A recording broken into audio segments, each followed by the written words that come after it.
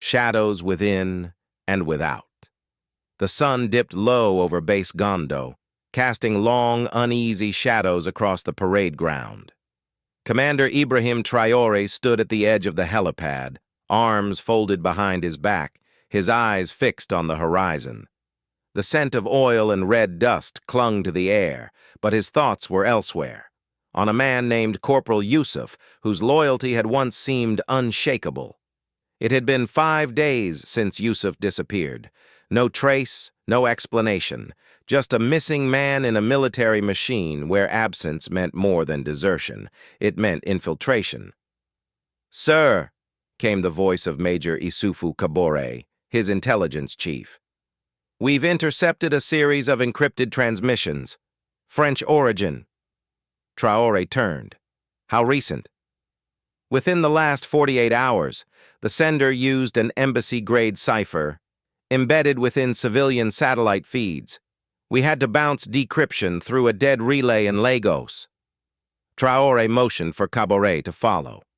They entered the underground command vault, a reinforced war room beneath the base, shielded from surveillance and electromagnetic intrusion. The lights flickered to life as the steel doors sealed behind them. On a large tactical screen, Kabore played the intercept. A heavily disguised male voice filtered through. "Asset compromised. Phase B authorized. Initiate Operation Mirage. Obfuscate through local descent. Destabilize Gondo Command." Traore's jaw set like granite. "They've moved to indirect warfare." "More than that," Kabore said grimly. "They're using our people." A week later, a routine logistics convoy bound for Dori was ambushed on a known secured route. 3 men dead, but the weapons used were unmarked, and the attackers wore Burkinabe fatigues, right down to their unit insignias. "Inside job," said Captain Wedrago, slamming a dossier on the table. "Someone gave them route intel." Traore examined the photos. One body, burned beyond recognition, wore a tag that didn't match his unit's registry. An imposter. Traore stepped back. The pattern was clear now. An infiltration network planted by foreign intelligence, seeded months earlier, likely activated following his rejection of military cooperation with France. 2 nights later, Colonel Mahamat Luamba, liaison to the African Continental Security Council, arrived from Chad. He came bearing what he called a proposal for strategic peacekeeping realignment. But the real purpose became clear over tea in Traore's quarters. "There is growing concern," Luamba said slowly, "that Burkina Faso is turning too far inward, refusing aid, rejecting Western support. This will not go unnoticed." Traore sipped from his glass, unblinking.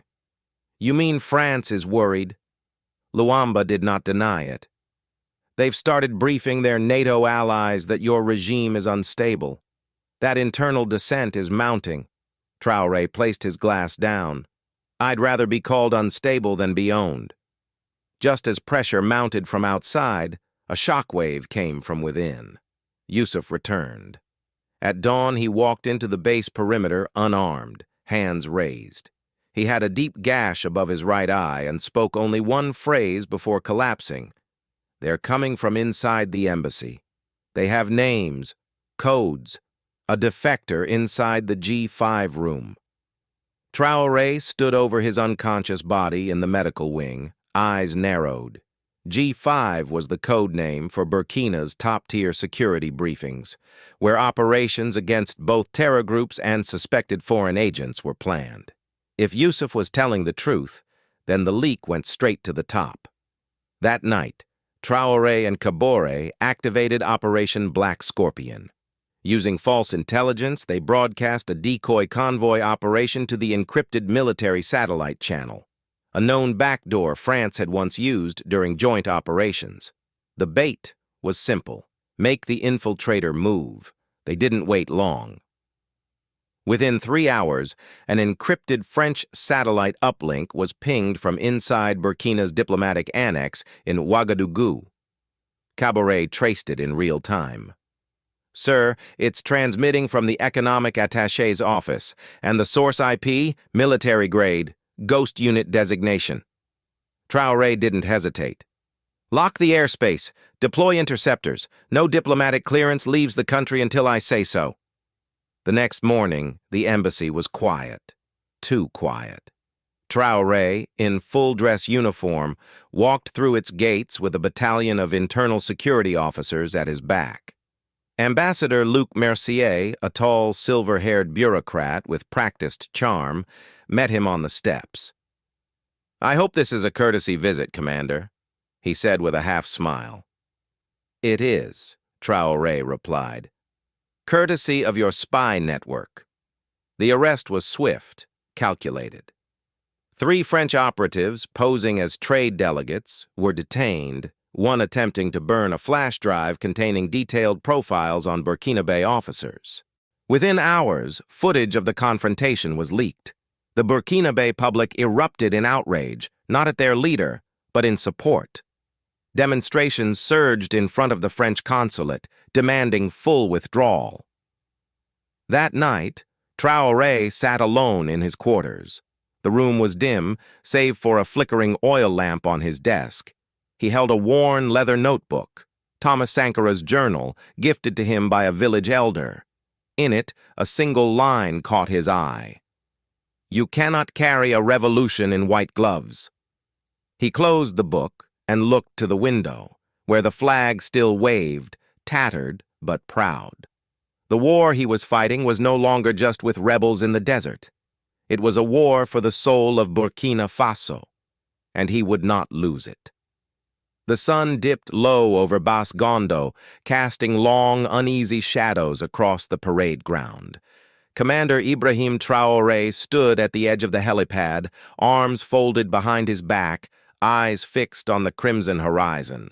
The scent of fuel and red dust clung to the air, but his mind was far from the evening drills. A name haunted him still: Corporal Yusuf. 5 days had passed since the corporal vanished. No resignation, no sign-out, no corpse, just absence. And in a military machine as tight as Burkina Faso's elite defense corps, absence often meant infiltration. "Commander," came the voice of Major Isufu Kabore, his intelligence chief. "You'll want to see this." They moved into the underground command vault, where electromagnetic shielding prevented even the most advanced foreign surveillance. As the heavy doors sealed shut, Kabore activated the projection unit. Static dissolved into a scrambled audio stream. It wasn't from Mali, not Niger, French origin. "Asset compromised. Phase B authorized. Initiate Operation Mirage. Obfuscate through local descent. Destabilize Gondo Command." Traore's brow furrowed. "Timestamp?" "Less than 48 hours old," Kabore replied. "Encrypted through civilian satellite feeds. Embassy-grade cipher. We had to bounce decryption through a dead relay in Lagos." "They're escalating," Traore muttered. "They've moved to asymmetrical warfare." "Worse," said Kabore, "they're using our own people." Days later, a logistics convoy en route to Dori was ambushed along a supposedly secure route. 3 men dead, 1 vehicle burned. And the most damning detail? The attackers wore Burkinabe fatigues, identical insignia, identical weapons, except one body recovered bore a dog tag with a fake registration number. "Inside job," Captain Wedrago said, slamming a dossier onto Traore's desk. "Someone's feeding them convoy movements." Traore examined the field photos. The gear was too clean, the ambush too precise. The dead man's gear was French manufactured. "They're embedding imposters in our ranks," he said, "training them to look, talk, fight like us." "The French ghost unit designation," Kabore added. "We've seen it before, in Chad, in Central African Republic, now here." Colonel Mahamat Luamba, Chad's liaison to the African Continental Security Council, arrived 2 nights later. Over tea in Traore's quarters, he laid out what he called a proposal for peacekeeping realignment. But it didn't take long to unmask the real message. "There is concern," Luamba said cautiously, "that Burkina Faso is turning too far inward. Your rejection of French security protocols, your withdrawal from joint operations, it has raised red flags." Traore didn't blink. "You mean France is worried?" "They've begun briefing NATO that your regime is unstable." Traore placed his glass on the table. "I'd rather be called unstable than be controlled." Luamba offered a smile that did not reach his eyes. "Just be careful, mon frère. Every beacon draws fire." At dawn, a commotion rippled through the base. Corporal Yusuf returned.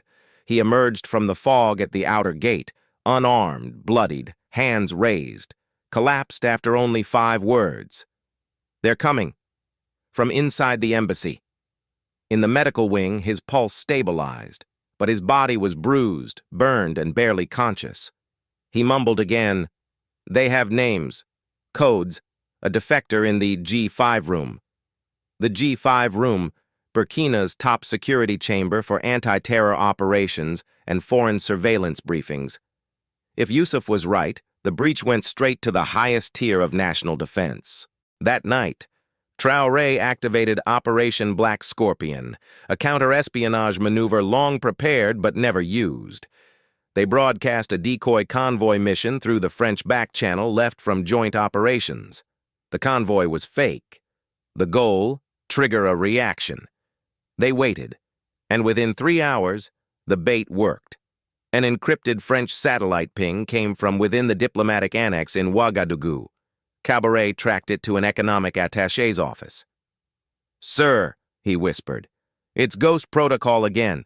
IP is military grade. Whoever's in there, they're active. Lock airspace.